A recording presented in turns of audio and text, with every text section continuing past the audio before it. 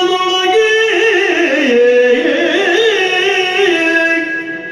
ಜತನದಿಂದಿದ್ದು ಶಿಶುಗಂಡಾಗಿ ಬೇಸರಿಸಿ ಪದ್ಮಾಕ್ಷಿಗದ ತಿಳಿಸದೆ ಸತಿಗಾಯ್ದು ನವಮಾಸ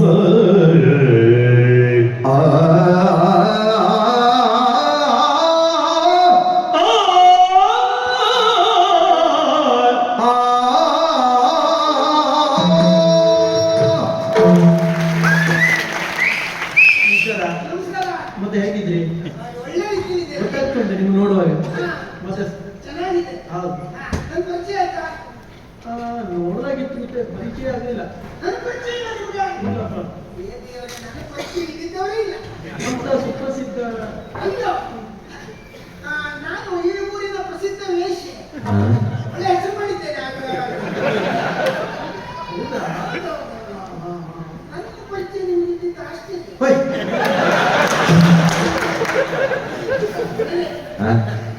ನಿಮಗೆಲ್ಲ ನಮ್ಮಂತ ಹೆಂಗಸರು ಮಾತಾಡಿ ಮತ್ತೆ ಎಲ್ಲ ಅಭ್ಯಾಸ ಉಂಟು ನಿಮ್ಗೆ.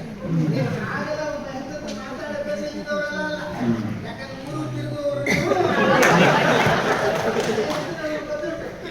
ಮನೆ ಇದ್ದವರು ನಮ್ಮ ಮನೆ ಬಂದು ಬಹಳ ಒಳ್ಳೆಯವರು ಅಂತ ನಿಮ್ಮ ಅನುಭವ.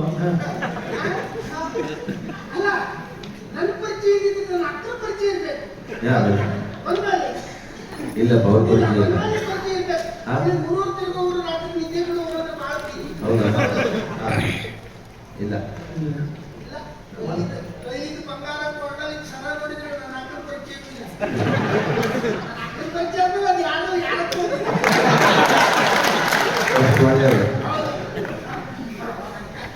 ತಲೆ ಒಂದು ಮಂಚ ಹಾಕಿ ತುಂಬ ಓಡಾಡುವೆ ಮಾಡಿ ಒಳ್ಳೆ ಅನುಭವ ಇದ್ದವು.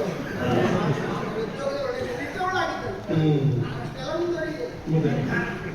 ನಾನು ನನ್ನ ಹೆಸರು ವಾಸಂತಿ. ಯಾವ ಸಂತಿ? ಸಂತೆ ಅಲ್ಲ, ಸಂತೆಯಲ್ಲ, ಜಾಸ್ತಿ ಅಲ್ಲ, ವಾಸಂತಿ. ವಾಸಂತಿ. ಈ ಊರಿನ ಪ್ರಸಿದ್ಧ ವೇಶ್ಯೆ. ಒಳ್ಳೆ ಹೆಸರು. ನಮ್ಮ ಈ ಊರಿನಲ್ಲಿದ್ದವರೆಲ್ಲ ಬಿಟ್ಕೊಂಡು ಮತ್ತೆ ನಮ್ಮ ಮನೆಯಲ್ಲಿ ದೊಡ್ಡವರೆಲ್ಲ ಬರ್ತಾರೆ. ವಾಸಂತಿ. ದೊಡ್ಡವರೆಲ್ಲ ಬರ್ತಾರೆ. ದೊಡ್ಡ ಅಯ್ಯ, ದೊಡ್ಡ ಮನುಷ್ಯರು ಎಲ್ಲರೂ ಬರ್ತಾರೆ. ಅಂದ್ರೆ ಎಲ್ಲರಿಗೂ ಗೊತ್ತಾಗುವ ಗೊತ್ತಿಲ್ಲ. ಮುಸ್ಸಂಜೆ ಹೊತ್ತಿಗೆ ಮುಸ್ಕಾಕಿ ಮತ್ತೆ ನಾ ಇದ್ದಿದ್ದಕ್ಕೆ ನೋಡಿ ಅವ್ರು ಮರ್ಯಾದೆಯನ್ನು ಬದುಕಿದ್ದಾರೆ. ಹೌದು, ಈ ಊರು ಮರ್ಯಾದೆ ಕಾಪಾಡುವ ಹೊಣೆಗಾರಿಕೆ ನಮ್ದು. ಈ ನಮ್ಮನೆ ಬರ್ತಿದ್ರೆ ಪಕ್ಕ ಅವರು ಹೊಣೆ ಇದ್ದಾರೆ. ನಾವು ದೇವರಲ್ಲ, ನಾವೆಲ್ಲ ಮತ್ತು ಮೇಲಿದ್ದವು. ಮೇಲಿದ್ದವರು ಅಂದ್ರೆ ಸ್ವರ್ಗದಲ್ಲಿ ಬಲಿದ್ದವು. ರಂಬೆ, ಊರುಷಿ, ತಿಲೋತ್ತಮೆ, ಅಕ್ಷರಾಂಗನೆ ಅವರೆಲ್ಲ ನಿಮ್ಮ ಸಂತಾನದವರು? ನಮ್ಮ ಕುಟುಂಬದವರೇ. ಹೌದಾ? ನಮ್ಮ ಸಂತಾನದವರೇ. ಒಂದು ಕವಲಿ ಇಲ್ಲಿ ಬಂತು. ಕೆಳಗಡೆ ಇಳ್ಕೊಂಡು ನಾವೆಲ್ಲ ಸತ್ರ ಅವ್ರು ಸೂತ್ರ ಬಳಸ್ತಾರೆ. ಆ ತೋಳಲ್ಲಿ ನೀವು ನಾವೊಂದು ಕವಲಿ ಆಡಿತ್ತು. ಅಂದ್ರೆ ಹೀಗೆ ಅಂದ್ರೆ ಪರೋಪಕಾರವಾಗಿ ನಮ್ಮ ಪರೋಪಕಾರಾರ್ಥ ಇದುವೇ ಶರೀರ. ಇದೇ ಆ ರೀತಿಯಲ್ಲಿ ನಾವು ಬದುಕನ್ನು ಸಾಗಿಸ್ತೇವೆ. ಹಾಗೆ ಈ ದಂಧೆ ಈ ವೃತ್ತಿ ಬಗ್ಗೆ ಮನಸ್ಸಿಲ್ಲಾಗಿತ್ತು. ಮೊದಲು ನಾನು ಸ್ವಲ್ಪ ಅನುಮಾನ ಮಾಡ್ದವಳೆ. ಮನೆ ನನ್ನ ಅಮ್ಮ ಹೇಳಿದ್ದು, ಮಗಳ ಹಾಗೆ ಹೇಳಬಾರ್ದು, ಯಾವಾಗಲೂ ಕುಲ ಪದ್ಧತಿ ಅಂತ ಒಂದು ಉಂಟು, ಮೊದಲು ಬಿಡಬಾರ್ದು ನಾವು ಅಂತ ಹೇಳಿ. ಹೌದಾಗ್ತದೆ. ಕೆಲವರು ಗೋದಾನ ಮಾಡ್ತಾರೆ, ಕೆಲವರು ಭೂದಾನ ಮಾಡ್ತಾರೆ, ಅನ್ನದಾನ ಮಾಡ್ತಾರೆ, ಕೆಲವರು ಅನ್ನದಾನ, ಕನಕದಾನ, ವಸ್ತ್ರದಾನ, ವಿದ್ಯಾದಾನ ಎಲ್ಲ ಮಾಡ್ತಾರೆ.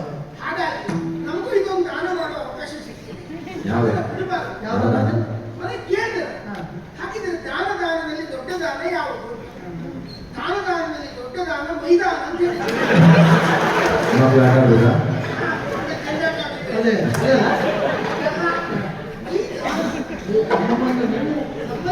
ಸಮರ್ಪಣೆ ಮಾಡಿ ಸರ್ವಸಮರ್ಪಣಾ ಭಾವದಿಂದ ಅರ್ಪಿಸಿಕೊಡು. ಹಾಗೆ ಒಳ್ಳೆ ರೀತಿ ಮತ್ತೆ ಮಾಡ್ತಾರೆ. ಆದ್ರೆ ಏನ್ ಮಾಡುವ, ಈಗ ಸ್ವಲ್ಪ ವಯಸ್ಸಾದ್ಮೇಲೆ ಸ್ವಲ್ಪ ಸ್ವಲ್ಪ ಹಳಬರು ಬರ್ತಾರೆ. ಅವ್ರಿಗೆ ಕಾಸ ಇರುತ್ತೆ, ಮಕ್ಕಳು.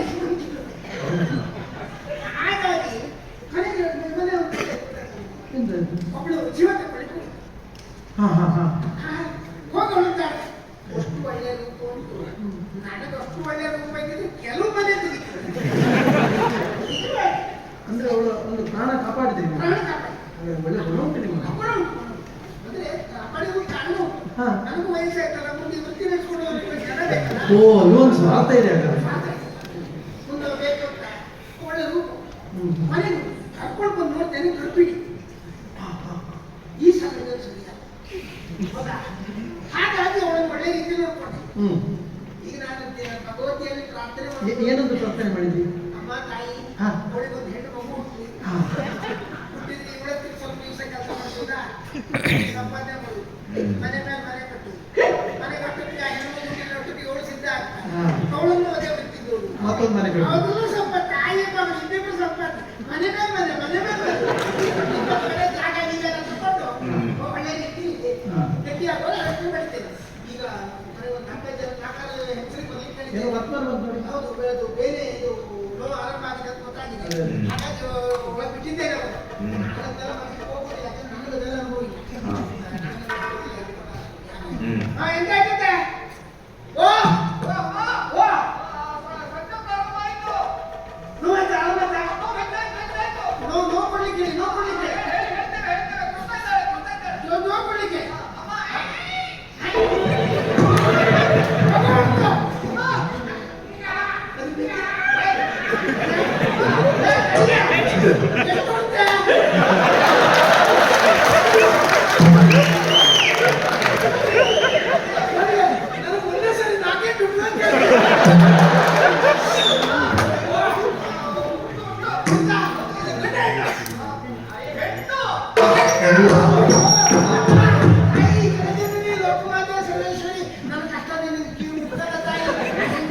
ಅಲ್ಲ ಅಲ್ಲ ಅಲ್ಲ ಅಲ್ಲ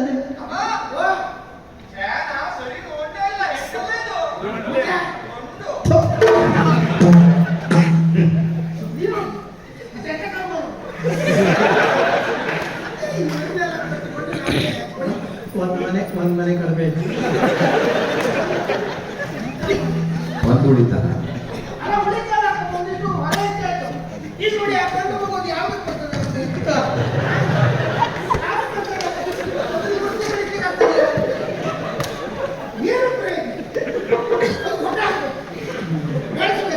ಸರಿ ದನ ತಿಂತಾರೆ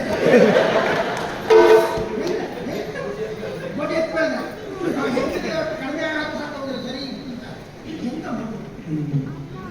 ಏ ಒಂದು ಕೆಲಸ ಮಾಡ ಆ ಮಗು ತಗೊಂಡೋಗಲ್ಲ ಎಲ್ಲರೂ ಬೀಸಾಡಿದ ಗೊತ್ತಾಯ್ತಾನೆ? ಆ ಮಗು ತಗೊಂಡೋಗಿ ಬೀಸಾಡ ಅವಳು ಕೇಳಿದ್ರಿ ಅಂತ ಹೇಳೋದು ಕೆಲಸ ಹಾ ಅವಳ ಸಣ್ಣ ಕಲ್ಕೊಂಡು ತಂದಿಲ್ಲ ಹಾ ಮನೆ ಕೇಳಿದ್ರೆ ನೀವು ಕಲ್ಕೊಂಡು ಹೆಚ್ಚಿದ್ದೆ ಮಗು ಹೆಚ್ಚಿದ್ದೆ ಎಲ್ಲ